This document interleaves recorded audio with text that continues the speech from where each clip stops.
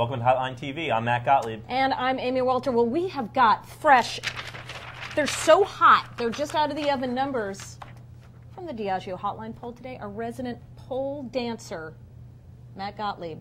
That's right, I said it. Is here to take us through the numbers. Thank you for the warm introduction.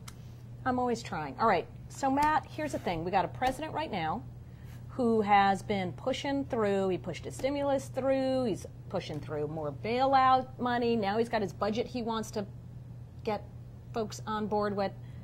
What does it look like as he goes to the negotiating table here? How are his numbers looking? President, still very popular. 63% approval rating. It's down from our poll late February, 67%, but very similar movement to what we're seeing in other polls. Washington Post, ABC out today, 66% approval rating, down from 68% in February. So some typical attrition in terms of his job approval. But on the economy, still, how's that going? Still the same numbers we saw last month, or is there a little movement there too? It's a little movement, but in the other direction. Stimulus package still very popular. 57% supported, up from 54% last month. In terms of how confident Americans are in terms of the president and his team handling the economy, 61% have confidence in him. 64%. That was 64% last month. More interestingly, we polled Treasury Secretary Tim Geithner this time, and the same question, how much confidence that folks have in him, and it was actually 10 points lower. Same exact question with a split sample, so 51% have faith in him.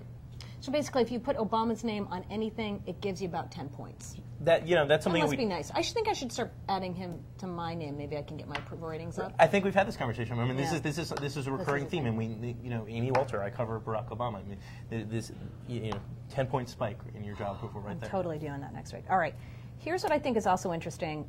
First of all, I'm surprised that now this number is only at this point now, but 85% of people now saying the economy is their number one issue. Yeah. That was up 15 points from the last poll, which basically says every single person in America thinks the economy is their number one issue. And yet, even though there has not been tangible evidence that the economy is improving, people say they feel better about the direction of the country, and as you pointed out, they feel better about the stimulus.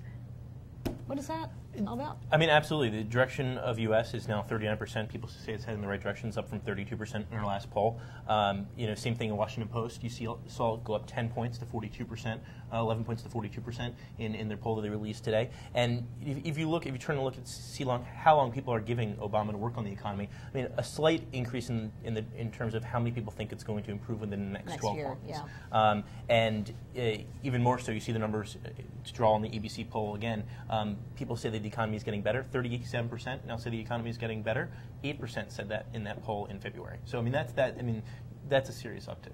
So to me, it suggests that it is perception more than anything else that voters are actually using right now to gauge the success of this president, right? That Absolutely. It doesn't mean that I'm getting more money, doesn't mean my 401k is better, doesn't mean more people are unemployed, but at least they're trying something, and it seems like that may be having an effect. Yeah, I mean, I think the fact of the matter is it can't get worse in people's minds. So just the fact that they're investing all this time and capital, they seem to have faith that it's going to get better. Okay, here's my favorite question. AIG. How would you like to be associated with AIG these days? There are governments from the 1940s I'd rather be associated with than AIG at this point. We tested a fav on them, and 8% favorable, 80% unfavorable. What was the strongly unfavorable? 67% strongly unfavorable. 2 in 3 Americans have a strongly unfavorable impression of AIG. Wasn't this a big corporation, that blue chip company that did a lot of things? Okay, it's quite the downfall. Here's my favorite comparison. Compared to Ponzi scheme rip-off artist Bernie Madoff. Sure. Who's less popular? AIG is less popular than Bernie Madoff. I mean, if you can believe it. Bad. Bernie Madoff's favorite. He's going to jail. I mean, that's just going to jail. But it's a reflection of how Americans feel about AIG. I mean, basically, they can, in terms of public opinion, they're down there with a criminal. I mean. Not good. My suggestion, you don't have to take my advice, all you political people out there. I wouldn't take any money from AIG, ever. And if I did take it, I'd give it back. How much money are we talking about here? Yeah, oh, well, I see who has a sliding scale of morality on this staff, but, it's quite all right. We'll still employ you. That's what we like to see. All right, we are out of time. but I will be back next time. Until then, I'm Amy Walter. And I'm Matt Gottlieb. Thanks for watching Hotline TV.